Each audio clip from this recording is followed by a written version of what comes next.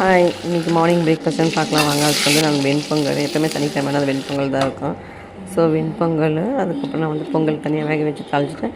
அப்புறம் கருப்பு உளுந்தில் உளுத்தம் வடை, கருப்பு உளுந்து ஊற வச்சு நல்லா அரைச்சிட்டு அது வெங்காயம், பச்சை மிளகாய், கருவு இதெல்லாம் கட் பண்ணி போட்டு தட்டி போட்டுட்டேன். உளுந்து காலையில் டிஃபன் வந்து காலையிலே ஆயிடுச்சு. அப்படியே வந்து இன்றைக்கி வந்து 2வது சனிக்கிழமை இல்லையா, ஸோ சாமி கும்பிடணும். காலையிலே எல்லா வேலையை முடிச்சு நெய்வேத்தியம் பண்ண வேண்டியதெல்லாம் பண்ணி முடிச்சு கேசரி தான் செஞ்சேன். இது வந்து ஒயிட் கேசரி, கலர் இல்லாமல் ஃபுட் கலர் இல்லாமல் கேசரி.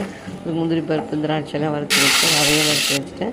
அப்புறம் அதே கடாயில் தண்ணி ஊற்றி அதில் வந்து ஏலக்காவை பொடி பண்ணி போட்டுட்டு அதுக்கப்புறம் தண்ணி கொச்சதுக்கப்புறம் இந்த ரவையை கொட்டிட்டு அதுக்கப்புறம் அதில் கொஞ்சம் 2 ஸ்பூன் நெய்யை விட்டு நல்லா கட்டு. அதுக்கப்புறம் அந்த ரவை நல்லா வெந்ததுக்கப்புறம் சர்க்கரையை கொட்டியாச்சு. இப்போ இது வந்து பச்சை கற்பூரம் ஒரு பிஞ்சு அதையும் போட்டுட்டு கடைசியாக வந்து பருத்து வச்சுக்க திராட்சை முந்திரியை போட்டு இறக்கியாச்சு. இப்போது சாமிக்கு வச்சு நான் நெய்வேத்தியம் பண்ணி சாமி கும்பிட போகிறேன். இது செகண்ட் சாட்டர்டே தானே, அதனால் நாங்கள் சிம்பிளாக தான் பண்ணியிருக்கோம்.